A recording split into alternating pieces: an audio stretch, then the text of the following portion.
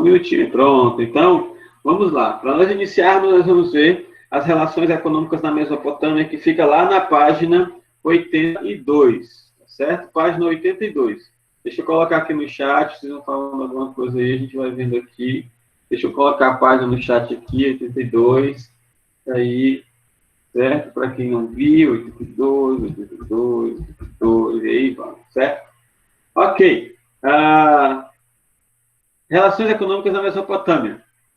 Primeiro, o texto fala, eu vou fazer o seguinte, hoje a gente não vai ler o texto, eu vou falar algumas coisas, vou dizendo onde é que está no texto, certo? Essas coisas que eu vou falando, e aí nós vamos identificando, nós vamos nos orientando pelo texto. Para a gente não ficar só aquela leitura chata. Ah, professor, se fosse para ler o texto, não precisava nem dar aula, eu li o texto aqui em casa. Eu também concordo, tá certo? Então, por conta disso, nós vamos conversar sobre o texto e nós vamos apontar algumas coisas no texto e vamos também ler algumas partes importantes, tá certo?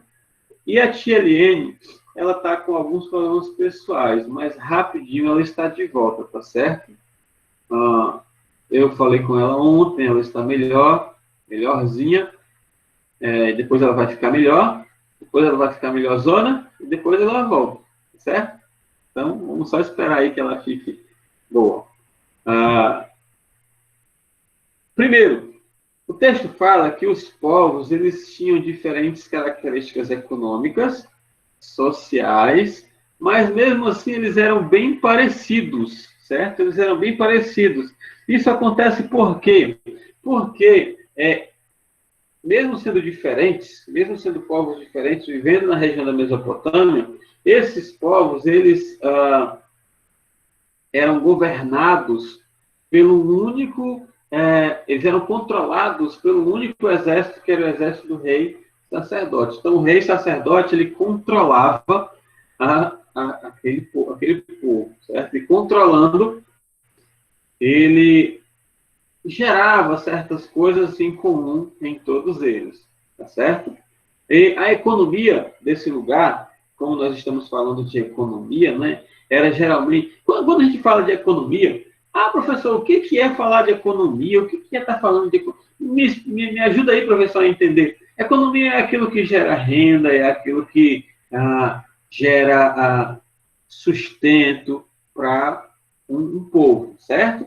Então, a economia era agrícola e as terras, mesmo sendo de propriedades privadas, né, você deve lembrar o que é propriedade privada? Propriedade privada é a minha terra, a propriedade privada é a terra, é minha, certo?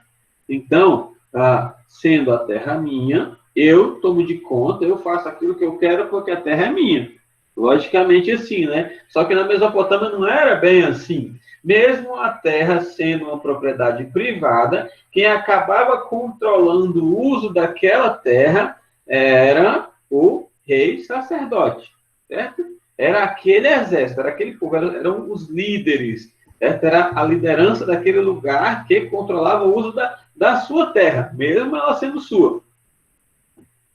E para trabalhar com essa terra, usavam-se ferramentas de trabalho, e as ferramentas eram muito antigas, só que elas foram sendo aperfeiçoadas, né? Em vez de usar somente madeira, começaram a usar agora ferramentas de metais, certo? De bronze, de ferro.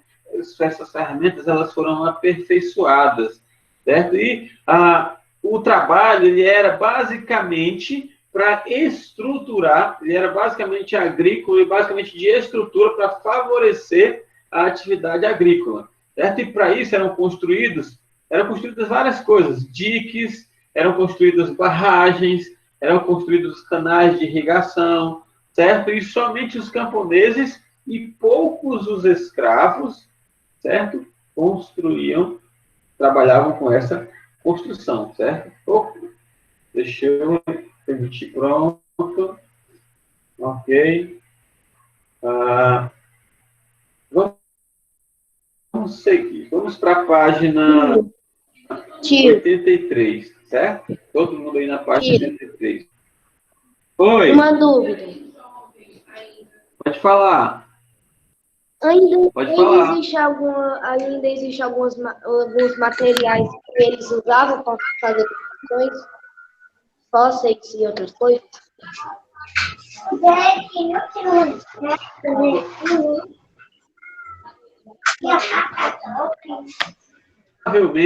Provavelmente sim, certo? Mas alguém está com o microfone ligado que está atrapalhando. Desliga aí o microfone. Pronto, desliga o microfone e agora eu respondo. Provavelmente sim. Só que essas ferramentas que eles criaram são ferramentas que nós usamos ainda hoje, certo? Certo que as nossas são um pouco mais aperfeiçoadas, mas são muito bem parecidas com as que nós usamos ainda hoje. Professor, certo? tipo um martelo, né? Oi. Bem antigo.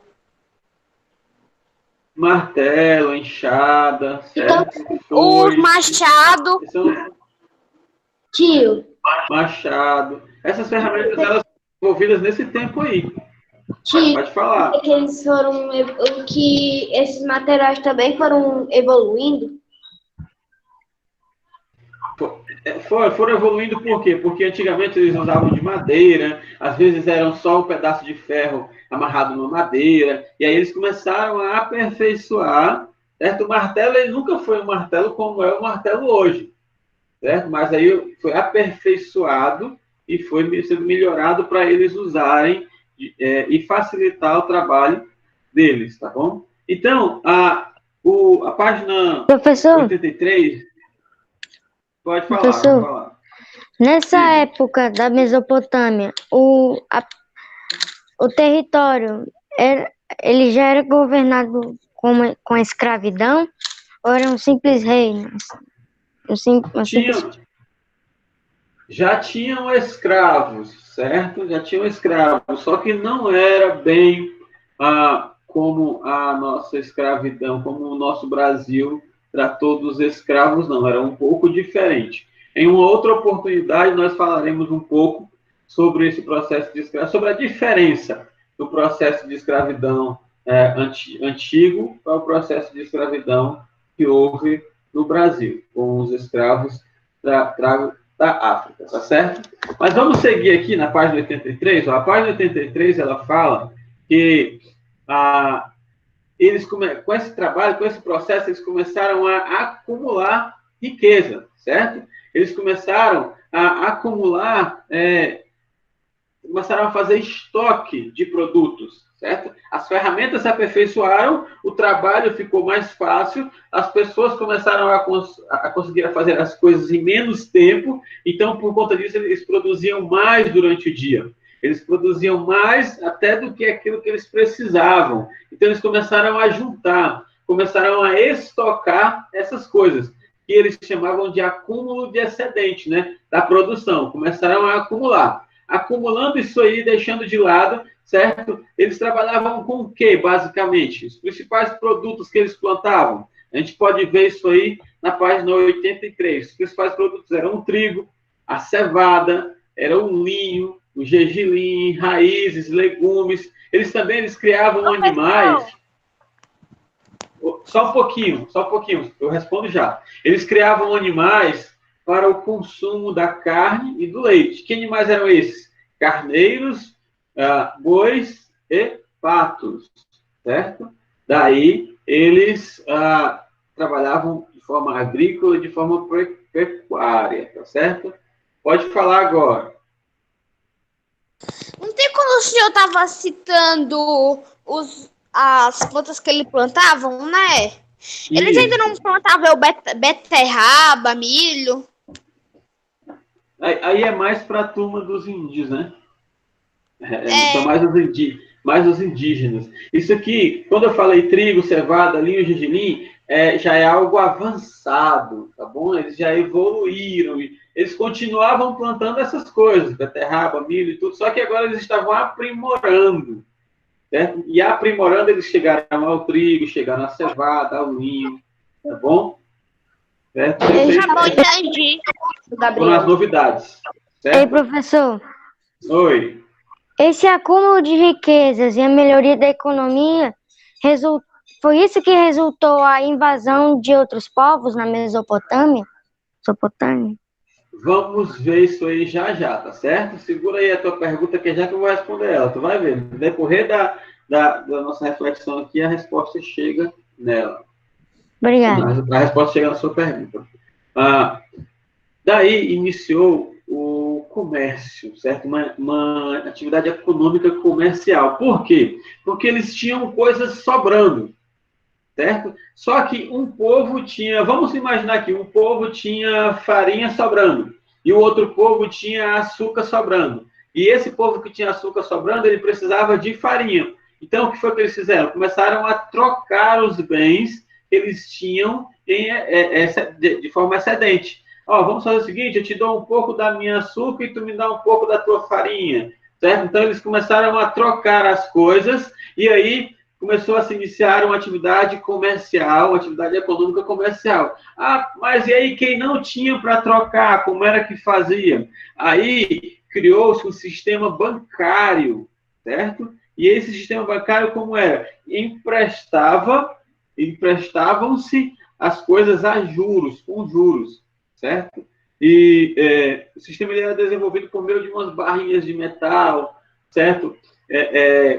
Com a caixinha das pessoas, quanto cada um estava devendo. Então, eles tinham uma maneira lá de saber quanto cada pessoa estava devendo. Se eu tinha uma coisa sobrando e você tinha uma coisa sobrando, nós trocávamos, sem problema algum. Agora, se você tinha uma coisa sobrando e eu estava precisando e eu não tinha o que trocar, eu ia pegar aquilo ali emprestado para me devolver com juros. Então, daí começou a ideia de um sistema bancário. Aí teve início a criação de um sistema bancário. Então, sobre a economia da Mesopotâmia, nós temos esse contexto aí. E é claro, respondendo à pergunta, né, é claro que existiam algumas pessoas que desde aquela época já não eram pessoas legais, que elas viam que estava sobrando algo em algum lugar, em alguma cidade que elas estavam precisando, mas elas não tinham o que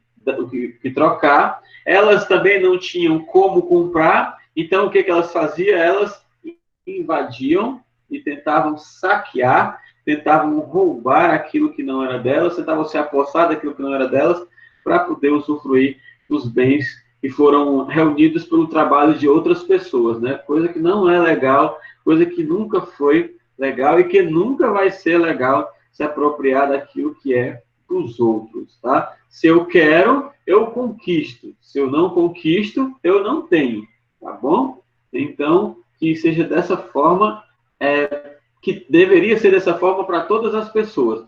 Mas, infelizmente, algumas pessoas acabam fazendo o contrário, tá certo? Mas, como não é o nosso caso, vamos seguir adiante. Agora nós vamos falar um pouco sobre a cultura e a religião, que eram coisas que estavam muito ligadas uma na outra. A cultura e a religião da Mesopotâmia. E aí você olha aqui embaixo, logo no segundo parágrafo da página 83, cultura e religião mesopotâmica.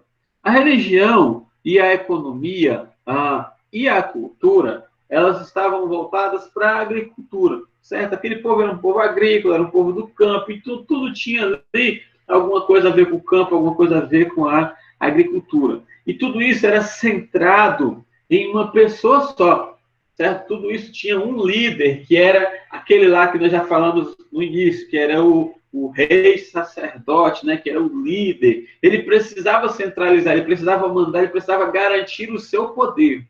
Ele precisava garantir a sua autoridade. Ele precisava consolidar a sua autoridade, certo? Então, pensando nisso, dessa forma, ele... Deixa eu ligar o chat de novo aqui, porque as pessoas às vezes falam comigo no chat e eu não vejo.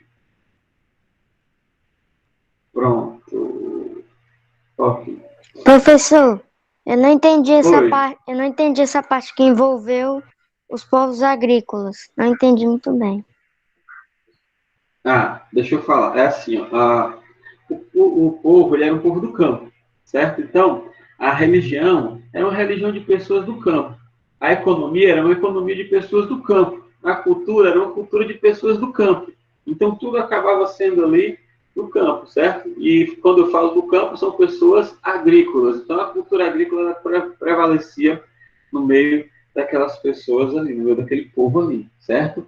Então, o destaque, vamos ver alguns destaques, tanto na cultura quanto na religião, tá certo? Na parte cultural, na parte científica,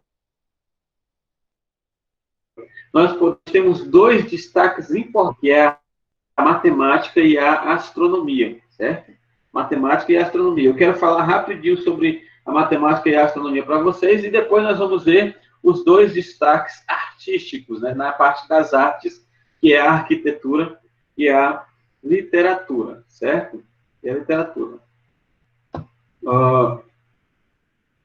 Matemática. A matemática, o povo mesopotâmico, eles desenvolveram um sistema de matemática para poder controlar as cheias do rio Tigre e Eufrates. O rio Tigre e Eufrates passavam pelo território deles, e para eles saberem, para eles poderem controlar a cheia, para eles poderem calcular a questão da cheia, eles desenvolveram um sistema matemático, certo? Essa medida possibilitava eles construírem diques, barragens, canais de irrigação.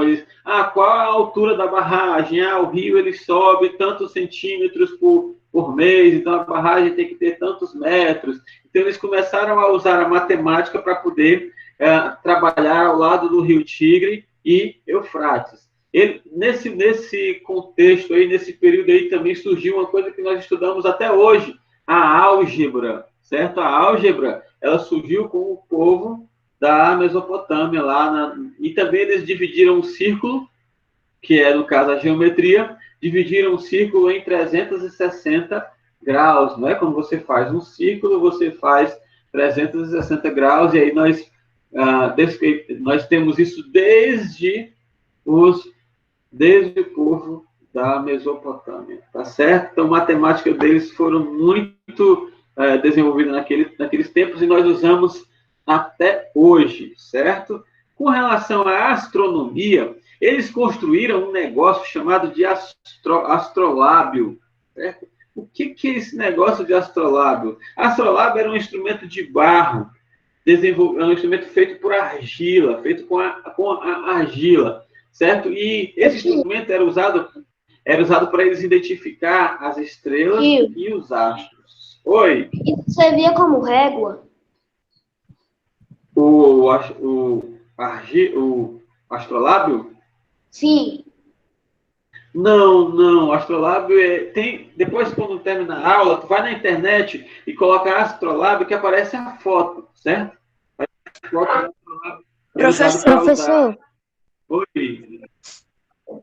Professor, astrolábio é um instrumento antigo usado para medir os astros. Justamente para identificar os astros, para medir a distância. Se depois da aula você colocar na internet, você vai ver a foto desse instrumento, tá certo? Então, eles estudavam o movimento dos corpos celestiais e estudando esse movimento, eles desenvolveram o calendário lunar, certo? Desenvolveram o calendário lunar.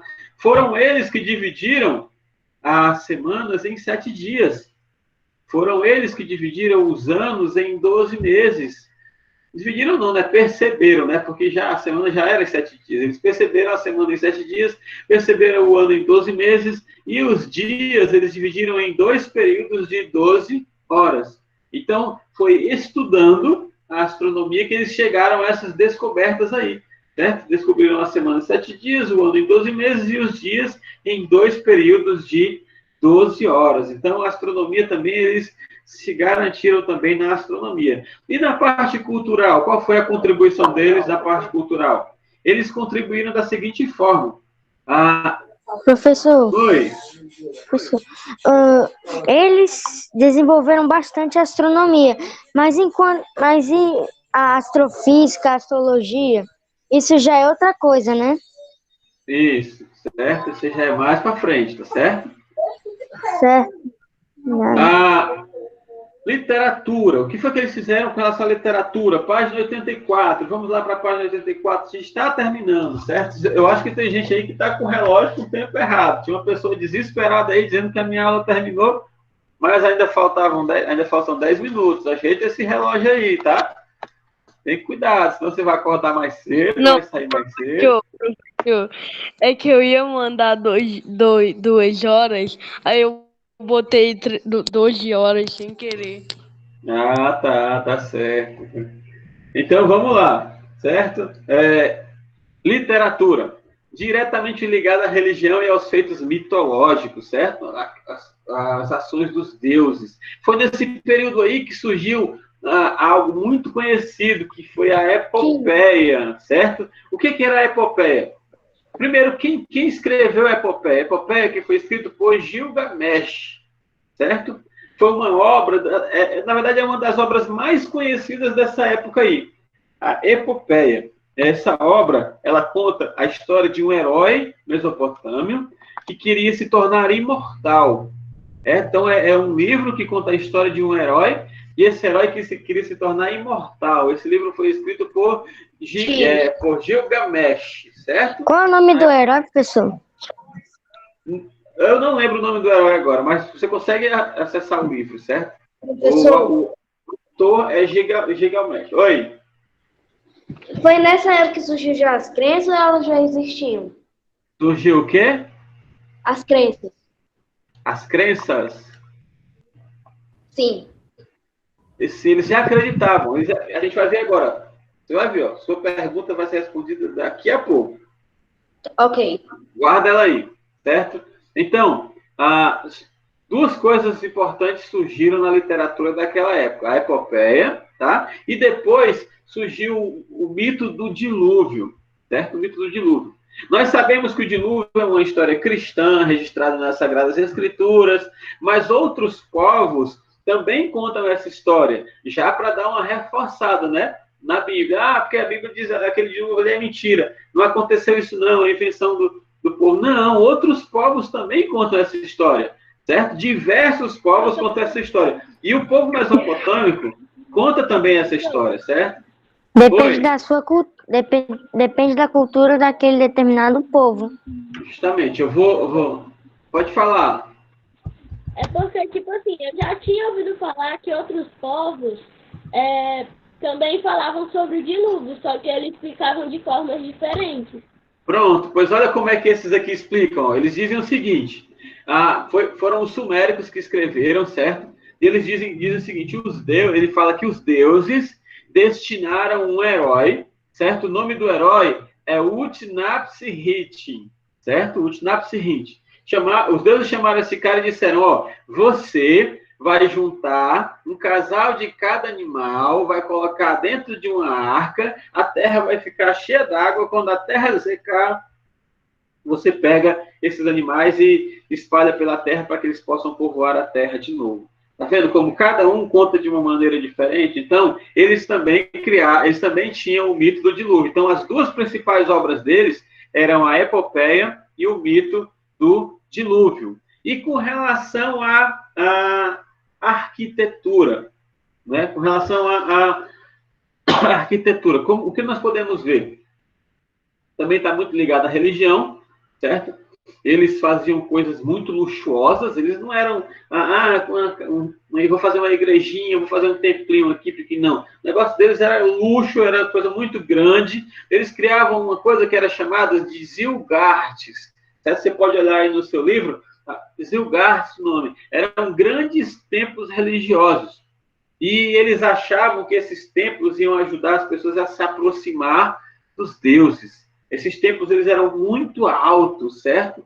E esses templos eles não eram usados só para fazer culto. Eles também eram usados como bibliotecas, eram usados como celeiros e também como observatórios astronômicos, certo? Eles também eram usados como observatórios astronômicos. Eles eram politeístas, e quem me perguntou aí, né, eu vou respondendo agora, eles acreditavam em vários deuses, eles tinham várias crenças, certo?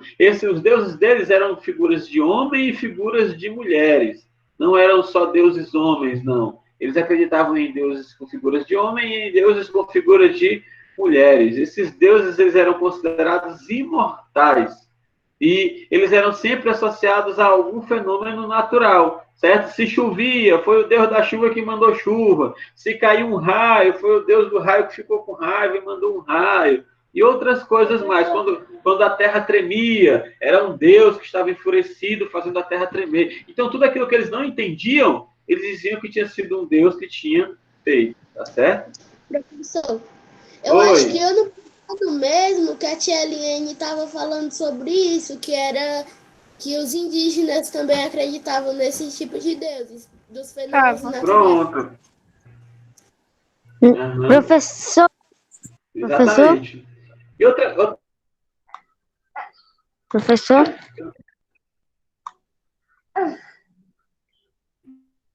Deixa eu terminar aqui tu pergunta, já, tá certo? Outra coisa que eles acreditavam na vida após a morte, certo? E acreditando na vida após a morte, eles tinham um ritual para enterrar as pessoas, certo? Eles enterravam essas pessoas num lugar chamado hipogeus, ou então mausoléus, que eram túmulos coletivos usados por toda a família. Era um túmulo para que toda a família fosse enterrada ali. E as pessoas eram enterradas com seus pertences, porque eles acreditavam que a pessoa vivia depois da morte. Então, eu vou me enterrar, eu gosto muito do meu computador. Então, quando me enterrarem, por favor, coloquem o meu computador lá, porque na outra vida eu vou precisar do meu computador. Eles acreditavam mais ou menos assim, certo? Por isso que eles colocavam joias, colocavam os pertences mais valiosos da pessoa dentro do túmulo, junto com a própria pessoa, certo? Pode falar agora. Eu vou colocar para vocês aqui a nossa atividadezinha, tá certo? Vou colocar no chat a atividadezinha da parte. Tipo, o cara gostava muito do cachorro, aí eles enterravam o cachorro também. Não, aí não, né? Só os pertences, né? Só se fosse um cachorro de mentira. Se fosse um cachorro de mentirinha, eles enterravam. Mas se não enterravam, podia enterrar o pobre assim vivo, certo? Então, tá aí a atividade da página 85 até a página 89, tá bom? professor, Próxima aula a gente... é para resolver em sala ou em casa, professor? Quer dizer, para resolver aqui ou aqui, depois? É para resolver aqui ou aqui? É para resolver em casa ou em casa? É para responder agora ou mais tarde? É para Pronto. Mais tarde, viu? Responde mais tarde. Nossa aula está terminando, a gente só tem 4 minutos, tá bom? Então não dá para responder, não. Tá certo? É que eu fiquei em dúvida, porque geralmente eu falo, é para casa, é para sala, sendo que eu tô em casa. Eu sei. Lembra que no início eu falei também atividade para casa? Na atividade para casa, A atividade é da página a atividade da página 85 a qual? 89, certo? 89? Parece muito, mas não é pouquinho, viu? Não é porque nessa página 80, a partir da 85, é tipo, não tem mais nada de escrever, professor, é tipo só de marcar. Justamente. Eu acho que ele pensou que era texto. Um vestibular. Pois é. Vestibular/Enem. Justamente, mas é para tentar fazer, tá certo? A gente vai corrigir isso aí na próxima aula, tá? Nós vamos corrigir essas atividades na próxima aula. Então, tenta fazer todas elas aí, tá certo? Se esforça um pouquinho e tenta fazer. Alguém quer perguntar mais alguma coisa? Alguém ou fazer mais algum comentário? A gente tem 3 minutinhos aí. Quem quiser. Eu vou colocar de novo aqui as atividades. Ninguém quer falar, tá ligado? Na hora que o professor tá falando, tá todo mundo querendo perguntar. Mas aí quando chegar a hora de vocês perguntarem, vocês não querem mais perguntar. Professor, Verdade. Ei, professor. Oi. Não tem mais nada para perguntar. Os mesopotâmios, eles desenvolveram toda essa economia e esse sistema bancário porque eles estavam em condições muito precárias. Pelo contrário, é porque eles estavam muito bem e tinham outros povos precisando daquilo que eles tinham, entendeu? E aí as pessoas chegavam e diziam, eu estou precisando tanto disso aí. Aí, capaz, é o seguinte, se tu quiser eu te empresto, só que tu vai ter que me devolver com juros. Eu estou precisando de sementes, estou precisando de 10 sementes. Tá bom, eu te empresto 10 sementes, só que tu vai ter que me devolver 14. certo? Então, mas assim eu não quero não. Tá bom, então não, pode ir embora, eu fico com as minhas sementes aqui. Então, foi por isso que eles desenvolveram esse sistema, porque eles estavam muito bem, certo? Em vez de estarem passando por necessidades. Certo?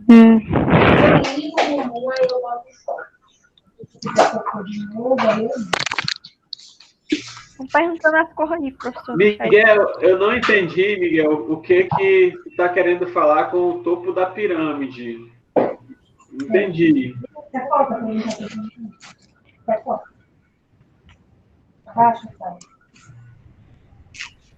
Pois é, Monique, eu também estou com essa dúvida. Eu não sei que pirâmide. Está falando de pirâmide do Egito?